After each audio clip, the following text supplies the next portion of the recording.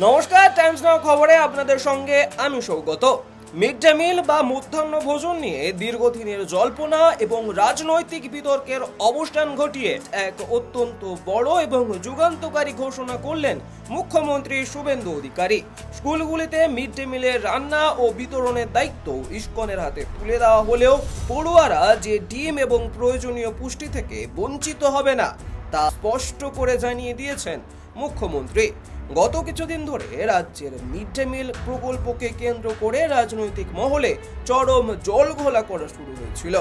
রাজ্য সরকারের তরফ থেকে যখন মিড ডে মিলের রান্না এবং বিতরণের দায়িত্ব প্রখ্যাত আধ্যাত্মিক ও সামাজিক সংস্থা ইসকনের হাতে তুলে দেওয়ার সিদ্ধান্ত নেওয়া হয়, তখন থেকেই শুরু হয় বিতর্ক। বিরোধী রাজনৈতিক দল এবং সমালোচকদের অনেকাংশই প্রশ্ন তুলতে শুরু করেন যে ইসকন সম্পূর্ণ নিরামিষ খাবার পরিবেশন করায় স্কুলের কচিকাচারা এতদিন যে ডিমের মাধ্যমে প্রয়োজনীয় পুষ্টি পেত তা থেকে তারা বঞ্চিত হবে। কালীঘাট সহ বিভিন্ন রাজনৈতিক মঞ্চ থেকে এই নিয়ে নতুন সরকারের বিরুদ্ধে জোরদার সমালোচনা শুরু হয়। দাবি করা হয় খাবারের থালা থেকে ডিম বাদ দিয়ে পড়ুয়াদের স্বাস্থ্য ও পুষ্টির সঙ্গে আপোষ করা হচ্ছে। এই ইস্যুতে রাজ্য জুড়ে অভিভাবক মহল এবং রাজনৈতিক মহলে তীব্র অসন্তোষ দানা বাঁধতে শুরু করেছিল।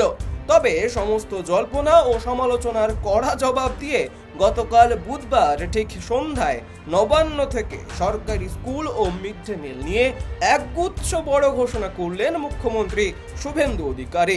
পিএম পোষণ মূলত মিড ডে মিলের কর্মসূচি।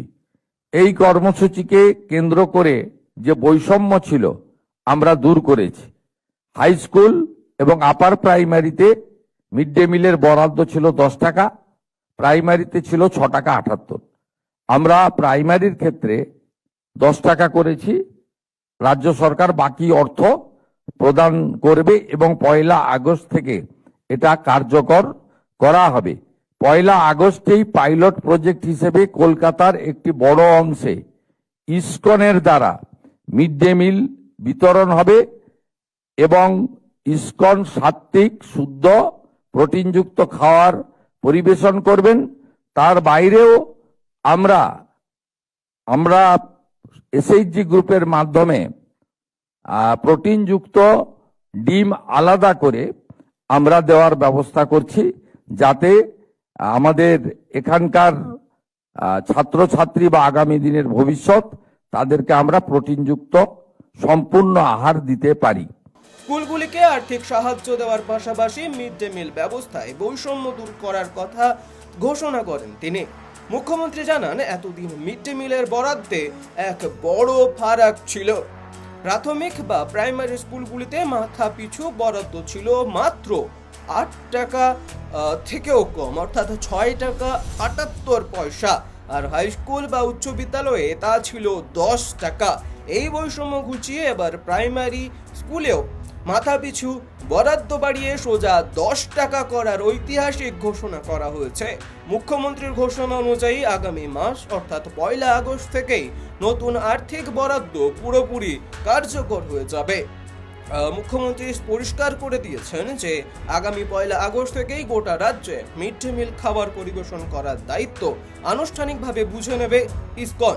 এর ফলে স্কুলের পড়ুয়ারা অত্যন্ত শুদ্ধ, স্বাস্থ্যকর এবং পুষ্টিকর নিরামিষ খাবার পাবে। তবে সমালোচকদের মুখ বন্ধ করে দিয়ে মুখ্যমন্ত্রী এও স্পষ্ট করে দিয়েছেন যে ইসকন নিরামিষ খাবার দিলেও পড়ুয়াদের পাতে যাতে পুষ্টির ঘাটতি না হয় তার দিকে কিন্তু কড়া নজর থাকছে।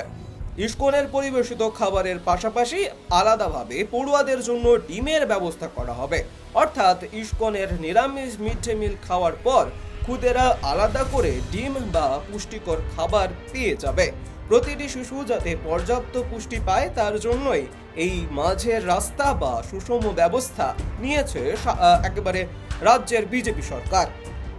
ইসকনের সুশৃঙ্খল নিরামিষ খাবারের মান এবং পড়ুয়াদের প্রয়োজনীয় প্রোটিনের চাহিদার তার মধ্যে যে এক চমৎকার ভারসাম্য তৈরি করা মুখ্যমন্ত্রী শুভেন্দু অধিকারী এই ঘোষণা তা একেবারে স্পষ্ট করে দিয়েছে, আর মিড ডে মিল বিতর্ককে এক নিমেষে ঠান্ডা করে দিয়েছে বলা যায়। আগামী 1 আগস্ট থেকে এই নতুন নিয়ম কার্যকর হওয়ার পর রাজ্যের স্কুল পড়ুয়ারা পুষ্টি নিশ্চিত করার ক্ষেত্রে এটি যে একটি বড় পদক্ষেপ হতে চলেছে তাতে কোনো সন্দেহ নেই। শিক্ষা ব্যবস্থা এবং রাজ্যের সাম্প্রতিক রাজনৈতিক পরিস্থিতির এই মুহূর্তের প্রতিটি এক্সক্লুসিভ আপডেটের জন্য অবশ্যই ফলো করতে ভুলবেন না টাইমস নাও খবরকে। ধন্যবাদ।